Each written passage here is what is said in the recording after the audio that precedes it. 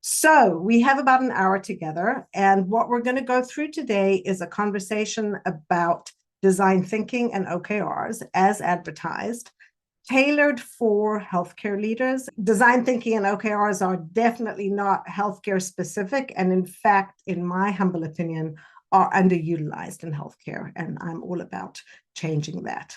So let's get started.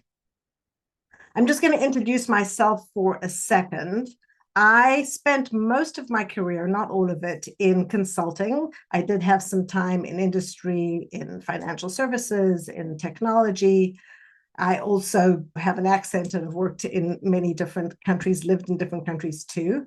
So that was what I was up to most of my career. And about 6 years ago, as part of my consulting work, I stumbled upon design thinking because I was trying to help a client be more innovative.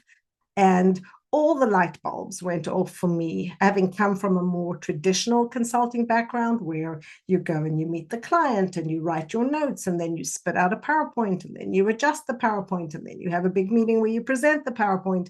This was a very different style of working with clients where we were relaxed enough and skilled enough to co-create with them, but only because of that design thinking skill set that we'll talk about quite a bit today. And for those who are WBL members, I'm a newbie to the group. I love it. I was at the summit, thrilled to be working with many other leading women in healthcare. But that's my before life. My current life, which started in about 2019, is when I stepped out and started my own company. And I have actually been just delighted with this journey I've been on, even though it has its moments.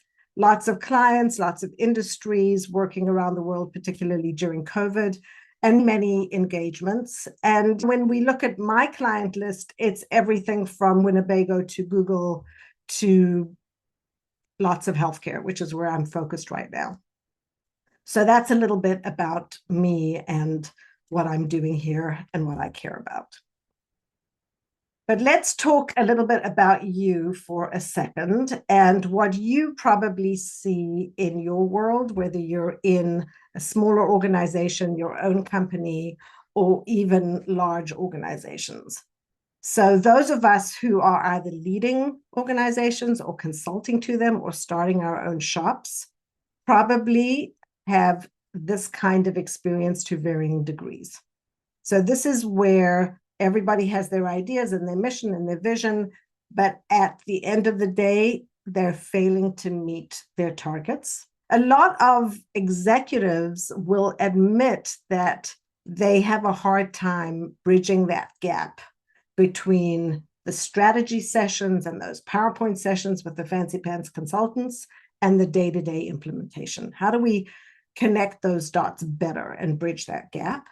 And honestly, at the end of the day, if you ask team members how leadership is tracking what they're doing, how they're staying connected to the mission, that's even below the halfway mark. So this is work that was done, studies that have been pulled together that I thought was very interesting because when we're in the space, I'm guessing for many of us, it feels like we're the only ones who are struggling with these issues. So this is the world we live in, right? Either as leaders or as consultants or as people running our own businesses. And now I really am going to ask you to chime in here. I can tell you the answer from the WBL webinar where we're using polls. It's a smaller group here. But my years of experience and my research has shown me that the reason why that previous page is happening is because of some combination of these, plus others that are not on the page. So I'm going to pause here. And again, either in the chat or blurt it out. When you see these 6 that have risen to the top in my work, which of these are jumping out at you in your current world or situation? What are you struggling with the most? Maybe your top 2. I was talking with the group yesterday. They were describing some of their goals and what they were planning on doing. And it almost seemed they were clearly having difficulty with how to execute from a strategic viewpoint. I'm not even entirely sure, though, that they were cognizant of their own challenges. And it was really not appropriate for me at that time to sit down and say, you're really struggling and you think your issue is over in one area. It's really over in how you're prioritizing your work and in a few other, just some really practical things. So they had a lot of competing priorities. That was one of their issues. And in a strange way, outdated skill sets, but almost in a different phrasing where they weren't aware of the challenges that they were actually having. Yeah, I think that when you're in the organization, it's like you're in this fog, right? Because you've got so much to do. You don't really know what the issue is. You don't really have time to even step back and think about it. And I'm looking in the chat as well. So clear, measurable goals. Some people are nodding virtually to the prior one. I think low engagement and motivation for sure. Competing priorities. What bubbled up in the WBL webinar was misalignment and competing priorities. But all of them have their moment for sure. And I think when I talk about outdated skill sets, which is just a huge bucket with the world changing the way it is between AI, and I look particularly around me in healthcare, AI, of course, is pushing everybody out of their comfort zone. But we'll talk a lot about how the skills around OKRs, around design thinking, are those human-centered skills where we all better up our game. And there is research showing that when people are reaching for AI skills, and of course it's top of everybody's list, right next to them are the human-centered skills that have also atrophied for a lot of people. So definitely what you're sharing. Competing priorities and misalignment, organizational design with silos, priority for one group might not be for the other. So these issues in organizations and people working together are as old as time. And yet they're still the same things that are holding people back and the same things that people have not been able to master. And that light bulb moment for me when I stumbled upon design thinking back in the day was the most productive and effective way in one big vitamin shot that I'd ever found for dealing with kind of all of these at once. Except for maybe the clear and measurable goals, which is why we'll talk about the OKR framework and how valuable it can be. There's a few notes in the chat here. Yeah, let's have a quick look and see. Yes, I think that all of us are playing with AI, I'm sure, all day for various purposes. And it's game changing on the one hand and holds us back on the other hand because it is very immature, even though it's crazily advanced at the same time. I think that we have to, as leaders, keep our eye on the ball across all of the skills that need to be updated. And my jam is the human-centered skills. There's lots of videos out there about how to learn AI, but I want to talk about the human-centered skills and how we keep the balance. Great. Is there anything missing from this list? We've mentioned AI for sure. Anybody seeing anything that's not highlighted here? Okay, so let's stick with these ones for now. And I'm going to tell you, since we are going to have a bit of a healthcare focus for this conversation, that when I've been working with my clients, particularly as SALT Collaboratory, I've got a bunch of case studies. These three are ones that I've done webinars before. And if you're interested, I've done them all with clients, so you can hear the client perspective as well. But when clients are working with me, or if they know that I have the design thinking skill set. And that's often what they're reaching for. In the functional medicine example, my client had come in and built an international strategy, old school, talked to a few people, write it up, present it to the CEO. And none of her leadership peers would support it because they'd been there for much longer than her and they had not had any input. So she knew that I could do the bring the people in the room and have the conversation that was during COVID, even remotely. So that's one example of bringing in the design thinking skills. Another was health transformation for Delta Dental here in the Seattle area, helping them come up with their oral health strategy. We'll talk a lot about the fundraising growth strategy for Seattle Children's, but all of those have the word strategy in them. And design thinking isn't typically what people reach for when they're building a strategy end to end. It's helpful, but we need to be able to plot a direction. and to show where we're actually going, not just have a really productive workshop where we talk about the ideas of what we want to do. I don't know about you. Have all of you been in design thinking workshops in your time where there's the sticky notes and all of that? Have you ever said, oh, that was an awesome workshop. Whatever happened to all of that stuff? Where did it go? The ideas were great. What happened? Because sometimes when we look at approaches and frameworks in isolation, they're very good at one thing, but we are not doing only one thing. And so for me, that's why this reach for these two really proven frameworks became the way that I think about helping clients build strategies. So for those who are relatively new to design thinking and OKRs, this part is for you. When I think about design thinking overall, a lot of people will think about it in the context of user research or designing of products, and it's incredibly helpful for all of that. But at the macro level, it's this disciplined approach to creative problem solving. We're not going to pull it out if we have something mundane to do. We're going to use it when we've got something hard that we need to do. We think about who we're building something for. We think about, in an organizational context, who we're solving the problem for. And so it's a skill set, a body of knowledge, something that needs to be learned or taught in order to master. And it's doing this particular job of creative problem solving with people for people. And we'll talk a little bit about how we need frameworks and mindsets and methods and all of that to make that happen. But the thing that is interesting, and the reason why I call them proven, is because studies have been done to see what all the hype is about. And yes, indeed, design thinking can make you 2 times faster to market. So they are finding that it really helps teams work together more quickly and more effectively, that companies who have this capability are achieving a third higher revenues and certainly higher returns. So the design thinking thing is real, even though some people are saying design thinking is dead or whatever. In my opinion, too valuable to go anywhere, and something that as leaders, we should all have in our back pocket. OKRs is something different. OKRs is a goal-setting framework, and its purpose is to really align teams around ambitious objectives and measurable outcomes. And each word is there carefully. The point about OKRs is it's not just about we want to do better.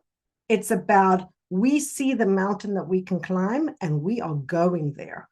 As a team, we are committed and we want to do the very best that we can do. It wakes everybody up out of their slumber. But instead of just pointing at the mountain, it shows very clearly which base camps we need to reach by when in order to make progress. And what I like about both of these methods or frameworks for people like us is because we've been around the block, we don't need the 500-page textbook on each of them. I feel like we understand what these are doing, and when we see how they get to these results, we'll be able to start to integrate them, at least the concepts behind them, into our work relatively quickly.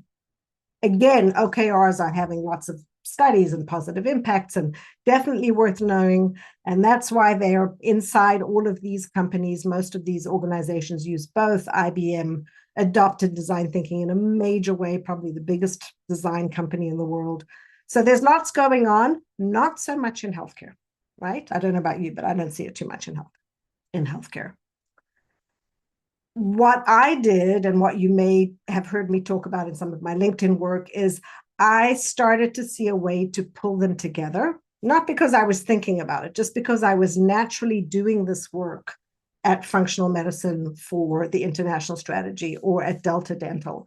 Because any challenge we come into, whether it's how we're going to run the company or whether it's a strategy we need to design, it has to start somewhere. We have to put down an anchor and figure out what's going on. So the meeting that you were talking about earlier, where they didn't even really know which way was up. You can't do work until you have a well-grounded approach to figure that out. And every situation is different. So the way that we approach that anchor phase and aligning on the aspirations is going to be different as well. No two programs look alike. Once we know which way is up, then we can think a little bit more clearly about where we really want to go. What are we envisioning for the future? Which mountains are out there? And we can set that strategic direction. Great. Once we've done that, then we have to get there. And the thing about getting there is sometimes we've got a clean sheet of paper and we're just starting to come up with what we're going to do because we're starting out with this approach in the beginning. Often, though, we're in the middle of things. And so now that we have this direction, we have to look at what's going on, figure out if what we're doing is going to get us there. Likely not, because otherwise we wouldn't have started this in the first place.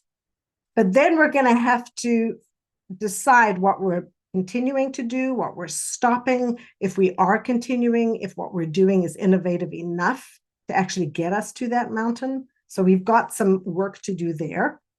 And if you're following the color coding just a little bit, that's when we're going back to our design thinking toolkit. We started out with our design thinking toolkit in blue. That was what helped us have those anchoring conversations. We switched to OKRs for the purple, for the envisioning. Now we're back in design thinking, a bit of a zigzag. But if we want to keep the party going, and we don't want to have situations where people say to us, whatever happened to all that good work? Where are the ideas? We have to track. And OKRs provides a really great construct for how to do the tracking in a way that promotes accountability and promotes support between team members, because we have a lot of visibility into what's going on. If a team is struggling, we know about it straight away, and we can move resources to help that person rather than wait until the end of the quarter and give them a hard time because of what actually happened. So in my experience, this is a more evolved and positive and energized and ambitious way of working that I can say delivers the results that I was expecting, and perhaps even more so, because when we talk a little bit about the Seattle Children's example, we'll see how from the before world to the after world, they were able to do their annual planning in 40% less time. They shaved a month off and they were done while everybody else was struggling and having a whole ton of meetings because they knew where everything was and how things were going. So we're going to look and see how we get to that. Any questions on this whole zigzag thingamajig? And I'll just add, I love this visual. I feel like this is the clearest way I've seen it, where they're both working together in certain pattern. So I appreciate this. Oh, good. Okay. And then if you're seeing the name, you always have to name your babies, right? So when I was thinking about this, we all have our reasons for why we do what we do. And I struggled in my career as a management consultant way too much, sitting in a cubicle, writing a deck again and again. And I feel like leaders don't necessarily have the right form for doing the work that they need to do. I'm working out now with my trainer, and we do 2 half-hour sessions a week. I have muscles, I really do, because I have good form and he's making sure I have good form and we're not wasting time. And I really want all of us to have this experience of having great form in our work as well. So that's what this whole PeakForm thing is all about. Okay, so let's do a very quick review for those who need it, or introduction for those who have not worked with design thinking, around the design thinking framework and all of that. So many of you will have heard these words before around how design thinking isn't necessarily a process because it's iterative, but it has these key components to it. In my world, leaders usually feel like their job is to come up with the plan, with the idea. So they live here. I'm the leader, we're going to do X. And they skip a lot of the work ahead of that of really understanding, just like you were saying earlier, what is the real problem here? Are we even working on the right thing before we jump to ideas or strategies or plans? And we do this by allowing ourselves to look and pay attention to what's going on, to dig into the issues, And because we have great methods that we'll talk about in a second, we're able to look at a lot of content and a lot of information and very quickly, in a collaborative way, define or zero in on what needs to happen. So this world becomes not just important and critical, but actually doable in a reasonable amount of time. Remembering that 2 times faster to market story, it's because we can get through this. But then once we have considered a whole bunch of ideas for doing things, instead of saying, and we're going to launch it tomorrow, we take a little bit more time here to make sure that whatever genius we've come up with is in fact going to solve the problem before we make that big splash. So this is all intuitive, and doesn't everybody work like this? And you can answer that question for yourselves, because the answer is no. The leaders rush to the answer, they rush to put it in the market, and it doesn't go well. So introducing this helps de-risk that type of plan or work. And when we work this way, which is different from sitting in the cubicle and writing the PowerPoint, we're introducing different mindsets. It looks different, it feels different, because it's more visual. There's lots up on the walls. We get to be creative. If you ask people what they think and you give them a few minutes to respond without all the talking, you'll be surprised at how creative and imaginative they are. We're empathetic. We actually take time to care and ask the question. We collaborate. This is a team sport. It's not really something you can do on your own. Lots of questions and very iterative. These are some pictures from some workshops that I did at a children's hospital a few years ago, where all of this actually happened, all of the mindsets and the approach. The magic, though, is in the methods. So we can't get any of that stuff on the prior slide done if we don't have the mechanics, if we can't be the engineer of that experience. And this is where the learning comes. If you're going to become a design thinking instructor or go through a design thinking course, this is what you're going to learn. You're going to learn there are different methods for different things that you might want to do. You can combine them in different ways. And so if you're given 90 minutes or 2 hours with a group of leaders, you can go in and ace that experience and get that outcome by knowing that you want to start with what's on your radar, and then you want to do a rose, thorn, bud, and then you want to do a round robin, right? These are all words that I didn't know, but they are, in fact, what makes the magic happen. So this is just a little bit of a learning curve. It looks easier than it is. It takes a lot of practice to knock an egg on your face when you're doing this, but this is the secret sauce. Design thinking. Any questions? Of course, there's lots more to it than that, but that's my take on how we use it in organizations. Okay, let's talk about OKRs. Some of you came into the session saying that you're very interested in OKRs. Hey, Hannah. Yes. Could you talk a little bit more about, so in your last slide, sorry, I couldn't get off mute fast enough. Sure. Timing, like in the Yes. spectrum of how you've seen this look most successful. And the other thing I'm curious about is, have you used this with startups? Because I'm spending a lot of time with startup CEOs and their teams. And I'm just curious, have you had that opportunity to engage in that way? It's funny that you bring that up, because even though I've been working mostly in large organizations, people like you and others are saying, startups, we've got lots of people who think they know everything, and yet we're still having those same challenges.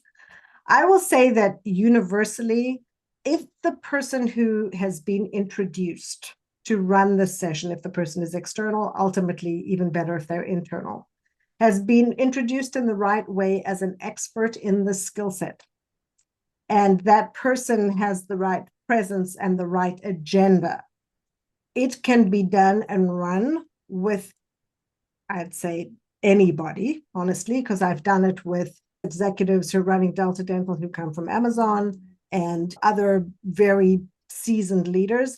This is new to most people, whether they're in startups or in large organizations, going back to that atrophying of skill sets we were talking about. So my hypothesis is that if the person doing this workshop has sat down with the CEO or whomever and explained what's going to happen and what the outcomes are going to be from the workshop, there's usually an appetite to at least try it. And with the right expertise, it works well. I would say you can't get much done you can get some stuff done in an hour. I would say minimum 90 minutes by the time you've pulled everybody together and explained how the game is played. Sometimes people have a half a day. I've done sessions like that. Sometimes if you can get even more time, it's a long day, but you can get a lot done. I'm actually looking at doing some work for 2 days in the sort of startup space. So we can talk more about it. This is essentially what you're doing is you're taking the time of people sitting around the table. If they're in a startup environment or a company, they are the people who have the information that you need, the experience that you need. And if you put them in a meeting to talk to each other, good luck to you. But if you put them in a session where you say to them, okay, I'm leading here, and I'm going to ask you a question for the next 10 minutes. I want you to think about whatever the topic is. And then I want you to take what you've created and put it into this method that will spit out that answer. What you're able to do is tap into their expertise in a much more efficient and effective way. And so the people who don't like to talk or who feel intimidated or whatever have equal participation and often the best insights and the best ideas. So we can talk more about it, Denise, but I'm a fan in the startup field as well. Okay. Perfect. Thank you. Great. All right. So very quickly, the OKR side of the house, right? OKRs are not done in isolation. We don't make them up out of nowhere. We do them in the context of the vision, mission, and strategy of the organization. They're not for the day-to-day work. This is about your ambitious goals of where you're trying to get to as an organization. Oh, you're not going to have an OKR for everything everybody's doing. You're going to have OKRs for the stuff that's going to move the needle. And when you design them, what you're actually doing, going back to that mountain metaphor, is understanding your mission and vision and saying, as a result of that, I need to go here. I need to climb this mountain. I need to get to this place. This is what I can see as my ambitious target. And we don't want 40 of them. Some people say 2 to 4, 3 to 5. Right? You need to be able to wake people up in the middle of the night and say to them, what are your objectives and what are the key results for the stuff that you're involved in? This is stuff that becomes instinctive to people working in the organization that they have had a part in creating. Each objective then is going to have 2 to 4 key results. The beauty of OKRs is that they're not overcomplicated. The way that this works is it helps people understand, connect, and stay very focused on the prize, which is often what gets lost when everybody gets busy. Now, there are lots of things that OKRs are not, right? They're not performance management goals. Because if you conflate the two and you tell somebody, I'm going to measure your performance on your OKRs, they're going to pad them and they're not going to be ambitious. The way that we think about OKRs is if you achieve 70% of them by the end of the quarter, that's a party. If you achieve 100%, it's too easy.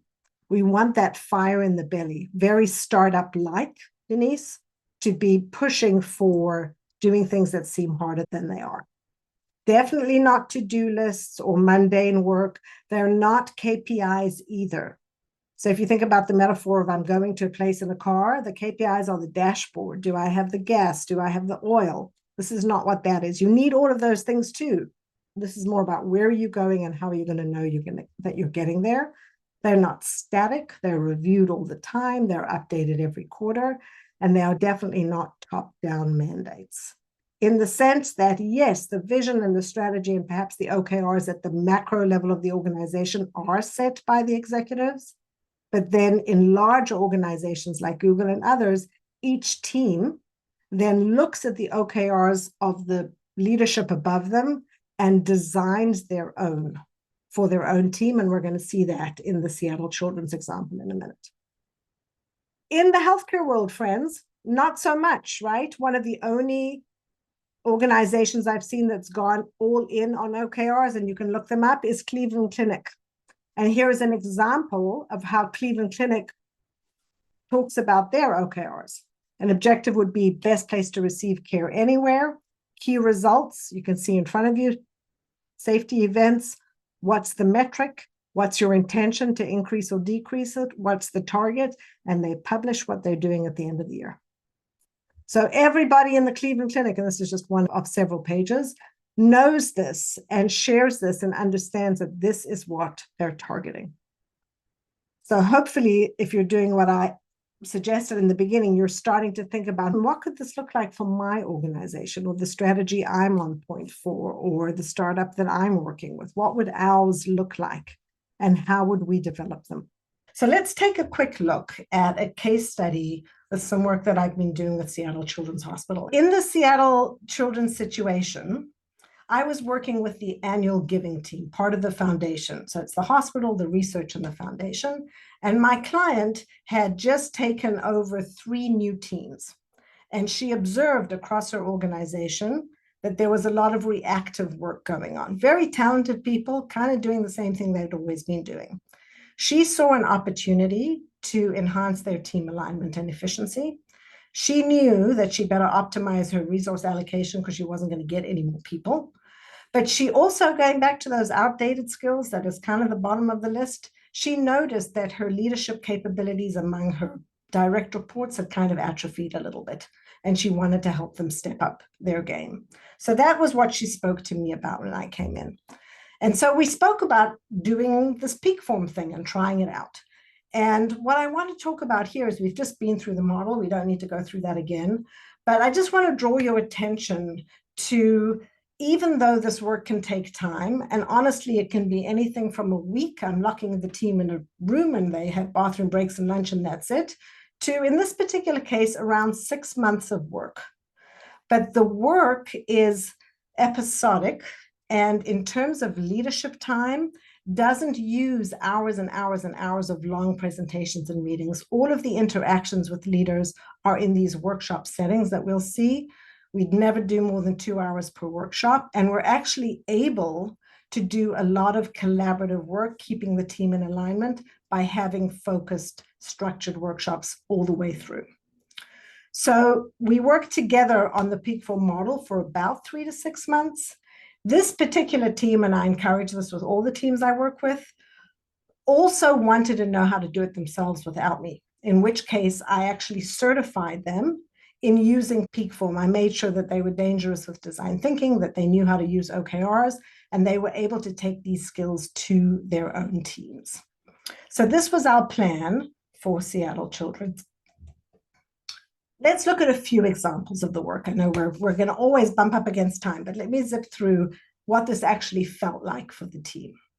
This is first session, maybe 15, 20 people representing the 3 teams coming together for the first time, not necessarily needing to talk about what they need to do. They knew what they needed to do. They needed to raise a lot of money to help these children. But they hadn't really sat down together to really have an honest assessment of what was working, what wasn't working, and where were the areas of opportunity. So we used a design thinking method, Rose Thorn Bud from the Boy Scouts. And what you see here, which you'll see a lot, is an opportunity for people in the session to think for themselves and have some quiet time and capture their own experience and insights that we can then pull together to see patterns. And the patterns are not what are all the positives in one bucket, this is how I used to do it, what are all the negatives, what are the areas of opportunity. Here we're looking for a theme. So for example, there's lots of blue, which is a thorn, makes you feel blue, around process, but a lot less around how they feel around their team. This was an hour and a half workshop where we were able to get a really good sense of what the key pain points were across the group. And using those, the leads of the teams came together to say, if I'm going to set up objectives for my group, I better be grounded in what I really need to fix. So I don't just fantasize. I actually know what needs to be done. And they took the pillars of the organization, remember the vision, mission, strategy, and they created objectives for their specific teams that related to those pillars. They did the same thing for the key results, so that as a group, they could say to their 3 teams, this is what we're trying to do in our organization, and this is how we're going to count it. But they didn't stop there. This is not top down. So pretty much for the first time, they invited all of their team members into working sessions to really grapple with how to translate those objectives and those key results into the work that they were doing in their individual giving team, in their annual giving team, in their community giving teams. And you're seeing people here, be asked to do things they've never been asked to do before. How does your work contribute to achieving these outcomes? What we saw, I always do this at the end of a workshop just to get a temperature check. What did I like? What did I learn? What did I wish? I liked the ability to have bottom-up input on my priorities. Excellent. This one I didn't circle, but it's my favorite one. I learned I'm smarter than I think because people voted for my idea. People are coming out of these meetings feeling engaged and motivated. Not something you guys picked up on, but certainly out there. I learned we can have aggressive goals. Nobody told me that we could do so much more than we thought was possible. I want to keep going with this, right? So this is the input from the folks who are actually doing the work day to day. Now what? Now we've got beautiful objectives and key results, and we've got a lovely understanding of what's going on. How are we going to connect it to the work? Especially since we're already in the middle of doing all that, unstructured, well, I wouldn't say unstructured, but too much hamster wheel work. Let's look at all of the projects that we have, and let's now map them to the key results we just came up with. Here's our objective. Sounds a lot like the Cleveland Clinic, right? We want Seattle Children's to be the charity of choice in this greater Washington area. These are all the work and all the projects that we're doing. Sometimes they double count, but we relate them to those key results. And then we're very honest with ourselves and we say, okay, if we just kept doing what we were doing, would we get there? Well, there's some projects that are great. They're green. We love them. But there are quite a few projects where actually, if we don't work on these initiatives, we're not going to hit these very ambitious targets we just came up with. We know that we need to do better. And so in order to get to that innovation, in order to really change the work, what we had to do was pick up all of those projects that needed work, so many of them. And we had to align on which ones we were going to work on, and we had to do it together with the leaders. And this is where we pulled out another design thinking method called an importance difficulty matrix. All of us know 2x2s or 4x4s. This particular one, we build one piece at a time. We take all of those projects and we have a debate about which ones are the most important to fix. And there's argument and there's discussion and they move back and forth. But eventually we work together as a team to line them up on that x-axis in terms of potential importance. Then we freeze them in place and we ask a different question. The question is, out of all the ones we've frozen in place, which ones are the most difficult to do? Which ones take the most effort, the most investment? And we only move in one direction. The doing in two planes can make us all a little crazy. So if we do it one at a time, we can end up with a really good image of which of our projects, and you see now we're adding our quadrants, now we're adding whether they should be done in first, second, or third. When we put all of our projects together, this was the two teams together, green team and the blue and the pink team, we can see which of the projects are the most important and which are the most difficult. We can also see which are the most important and least difficult, which would make you think those would be the highest ROI. But we certainly shouldn't be working on our luxury projects, which are very difficult to do and going to give us very low lift. This was, for this particular team, the killer slide. You know, that expression of the thing that gets laminated that everybody walks around the building with. This was it. And if you look at their comments, this is from the leaders of the group, they're seeing things in a completely new way. It was efficient. They could see how they needed to work. This one, for Katie, actually blew her mind because she had been thinking about this. She just couldn't find the words to say that this is what needed to happen. So we left this sort of phase 3 with these particular projects, and a few of them, like this one called peer-to-peer, for example, are projects that we decided together needed some innovation. This is that third part of the PeakForm, which is all about how we're going to deliver. And what we're seeing there is ongoing work where we're bringing in some of the creativity tools that we use to be more innovative and to take these projects to the next level. What was great about this team is they had the skills, they had the talent and the capabilities to take the way that they were tracking work and evolve it so that they could track their objectives and key results and discuss them every 2 weeks. So they moved away from the situation where people didn't really know what they were doing or how it really impacted anything, or if somebody was having a problem, how to help them, because it just wasn't transparent. This is what they got out of it. And actually what I love about this slide is they created their own case study saying, we invested in doing PeakForm and it turned out very well for us. So they were quite pleased. The most important thing, or one of the most important things, is what I shared earlier about how working this way organized them so that they could finish their planning for the coming year in 40% less time, which of course had a financial implication as well. They don't go anywhere without their little map. And they've also graded which ones are we doing, which ones are we working on, which ones are we trying new things. This leadership team can go to anybody in the organization and make sure that they understand what their work is and why it's happening. Another big change was they knew where everything was. They could actually find the numbers. So when the chief development officer or the CEO of the foundation picks up the phone on a Friday night or a Thursday night and says, I need your numbers on, and everybody scrambles and it's a panic, they can now answer those questions literally at the push of a button. And that meant that the senior director, who was the one who had to put out all these fires every time she got those calls, had a huge decline in the amount of time and money she was spending doing that. She could use her time and focus on more important, more strategic things because she had this machine running of where the numbers were, who was accountable for what. Each key result has an accountable person. There's RACI everywhere.